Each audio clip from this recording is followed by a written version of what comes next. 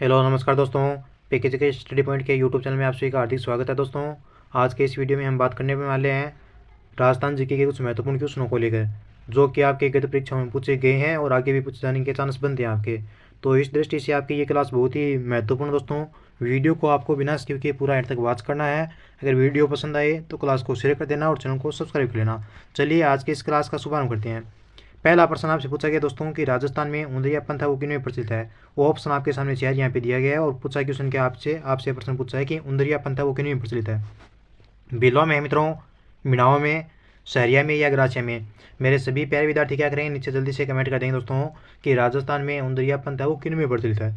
उंदरिया पंथ तो दोस्तों आपके बिलों में प्रचलित है। किन में है गुरुजी? उंदरिया पंथ है वो अपने बिल जनजाति में प्रचलित है। ठीक है दोस्तों, आपका करेक्ट आंसर हो जाएगा ए ऑप्शन। क्या हो जाएगा?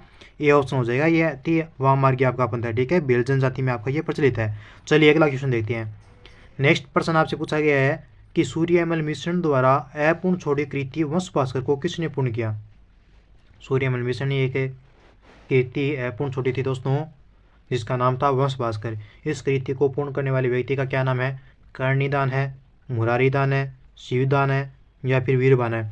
चलिए फटाफट से सारे लाल नीचे कमेंट कर देंगे कि सूर्यमल मिश्रण के द्वारा अपूर्ण छोड़ी गई कृति वंश भास्कर को किसने पूर्ण किया। गुरुजी इस कृति को पूर्ण करने वाले व्यक्ति का नाम मुरारीदान है। बिल्कुल दोस्तों, आपका करेक्ट आंसर हो जाएगा बी नंबर ऑप्शन। चलिए नेक्स्ट प्रश्न देते हैं। अगला क्वेश्चन आपसे पूछा है कि बम रसिया कौन से क्षेत्र का एक लोकप्रिय लोक नृत्य दोस्तों। बम रसिया कौन से क्षेत्र का एक लोकप्रिय लोक नृत्य है? मारवाड़ का है, शेखावाटी, जालौर या अलवर भरतपुर। बम रसिया, वैसे बम रसिया सभी को बताने की जरूरत नहीं है। बम रसिया मित्रों ये आपके अलवर भरतपुर का प्रसिद्ध है। कहाँ का है? अलवर और भरतपुर का प्रसिद्ध आपके बम रसिया। आपका करेक्ट आंसर हो जाएगा डी नंबर ऑप्शन। चलिए नेक्स्ट क्वेश्चन देखिए। अगला प्रश्न पूछा है कि तुंगा का युद्ध है वो कब हुआ। गुरुजी तुंगा का युद्ध 1787 में हुआ था। बिल्कुल दोस्तों, पर हुआ कब था ये बताइए। गुरुजी जुलाई में, अगस्त, सितंबर या अक्टूबर? सर जी जुलाई में हुआ। ठीक है, जुलाई में आपके तुंगा का युद्ध हुआ था 1787 में।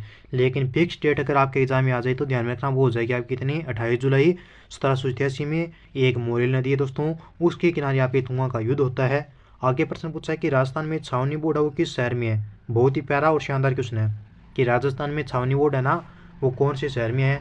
माउंट आबू, एरीनपुरा, नसीराबाद या देवली। राजस्थान में छावनी बोर्ड किस शहर में है? छावनी बोर्ड है नसीराबाद में। कहाँ पे है? नसीराबाद में है। सही उत्तर होगा आपका सी ऑप्शन। अगला सवाल देखते हैं क्या पूछा है। आगे प्रश्न पूछा गया है कि राजस्थान के एकीकरण के समय कोटा के शासक कौन थे। भीम सिंह थे, मान सिंह थे, भोपाल सिंह थे या माधो सिंह थे। देखो भाई, राजस्थान के एकीकरण के समय कोटा के शासक कौन थे। गुरुजी कोटा का शासक तो अपने भीम सिंह था। कौन था दोस्तों कोटा का शासक है? राजस्थान के एकीकरण के समय कोटा का शासक भीम सिंह था। बिल्कुल आपका करेक्ट आंसर माना जाएगा ए ऑप्शन। आगे नेक्स्ट क्वेश्चन आपका कि राजस्थान का कौन सा लोक नृत्य केवल महिलाओं के द्वारा किया जाता है बताओ। संघ नृत्य, गैर नृत्य, ढोल नृत्य या घूमर नृत्य। राजस्थान का ऐसा लोक नृत्य मित्रों जो केवल महिलाएं करती है। तो महिलाएं दोस्तों कौन से लोक नृत्य को करती है? महिलाएं करती है आपके घूमर नृत्य को।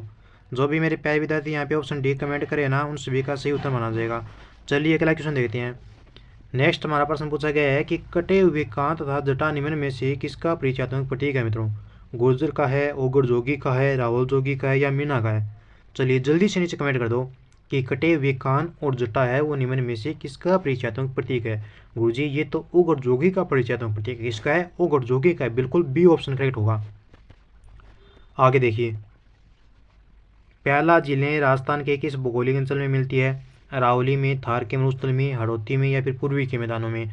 देखो भाई, नॉर्मल सा क्वेश्चन है, सिंपल सा है, सभी विद्यार्थी इसका एकदम आसानी से आसान भाषा में आंसर बता सकते हैं। पलाया झील है, ठीक है, थार के मरुस्थल में मिलेगी भाई। कहाँ पे मिलेगी? थार के मरुस्थल में मिलेगी। आपका ऑप्शन बी करेक्ट हो जाएगा।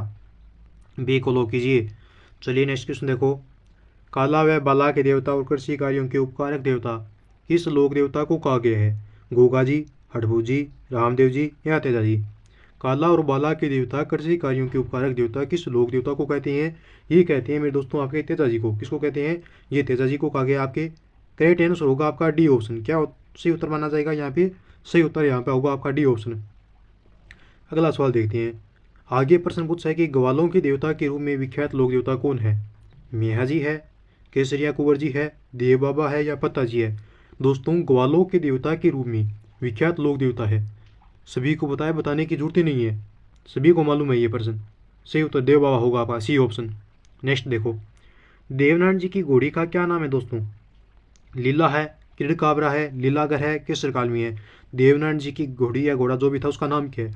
गुरुजी उसका नाम लीलागर है। क्या है दोस्तों? लीलागर। अरे भाई बच्चे आप इतने होशियार हो गए हो, बिल्कुल सभी लाडले क्या करें एकदम सही उत्तर करें और सभी का एकदम शानदार आंसर है, सभी ने सी को लो किया, शाबाश।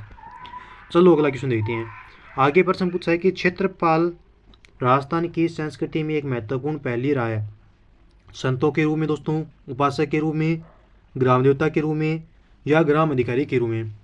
क्षेत्रपाल यानी क्षेत्रपाल है वो, कौन सी महत्वपूर्ण पहली रही है? देखो भाई ये तो अपने ग्राम देवता को ही कहते हैं, ये किन को कहते हैं? ये कहते हैं अपने ग्राम देवता के, क्षेत्रपाल जी कहते हैं ना अपने, होते हैं ना अपने ग्राम देवता में क्षेत्रपाल, जो बाहर मंदिर होता है अपने गाँव के। आगे प्रश्न है कि देव बाबा की सवारी है, भैंसा की है, शेर की है, घोड़े की है, या हाथी की? गुरुजी देव बाबा जी तो अपने सवारी करते हैं भैंसे की। किसके करते हैं दोस्तों? भैंसों की करते हैं, यानी ऑप्शन ए होगा आपका सही उत्तर। ठीक है, चलो नेक्स्ट क्वेश्चन देखो। अगला प्रश्न पूछा है कि तल्लीनाथ जी के गुरु का नाम क्या था? जालंधर नाथ, उगम सिंह बाटी, बालीनाथ, या भैरवनाथ? मित्रों तल्लीनाथ जी के गुरु का नाम पूछा है, तल्लीनाथ जी के गुरु का नाम क्या था? तल्लीनाथ जी के गुरु का नाम था जालंधर नाथ। ऑप्शन ए सही उत्तर होगा। चलो अगला प्रश्न देखो, कुंडा पंथ की स्थापना किसने की? बाबूजी ने, मल्लीनाथ जी ने, वीर तेजाजी, या तल्लीनाथ जी ने? मित्रों कुंडा पंथ की स्थापना किसने की? गुरुजी कुंडा पंथ की स्थापना तो करते हैं अपने बाबूजी, वीर तेजाजी, माइंड में नहीं आ रहा है। अरे भाई मल्लीनाथ जी ने की थी। किसने की थी? मल्लीनाथ जी ने की थी। बी ऑप्शन को लो कीजिए। चलो नेक्स्ट प्रश्न देखो। आगे है परबतसर, सुरसरा, सेंद्र या खंडाल आदि स्थल किस लोक देवता से रिलेटिव है, यानी इनसे जुड़े हुए हैं? बाबूजी से है, तल्लीनाथ जी से है, गोगा जी से है, या तेजा जी से है? तो ये जो जुड़े हैं ना दोस्तों, सभी को पता है तेजा जी का मेला परबतसर में होता है। ठीक है, बिल्कुल डी ऑप्शन आपका सही उत्तर होगा। क्या होगा? डी ऑप्शन सही उत्तर माना जाएगा। अगला प्रश्न देखो, गुरु जी आगे प्रश्न नहीं है। अब विद्यार्थियों आपको नीचे कमेंट करना है कि आपके कितने क्वेश्चन वो इस क्लास से सही हो रहे हैं। देखो थोड़े बोलने में प्रॉब्लम आएगी क्योंकि दोस्तों बहुत दिन हो गए हैं, तो उस वजह से थोड़ी बोलने में दिक्कत आएगी। लेकिन 3-4 दिन अगर क्लास रेगुलर लेंगे तो आवाज़ एकदम सेट बैठ जाएगी। इसलिए अगर कोई भी त्रुटि हो गई है तो उससे मैं क्षमा चाहता हूँ। मिलेंगे जल्दी नेक्स्ट वीडियो में दोस्तों। जय हिंद, जय भारत।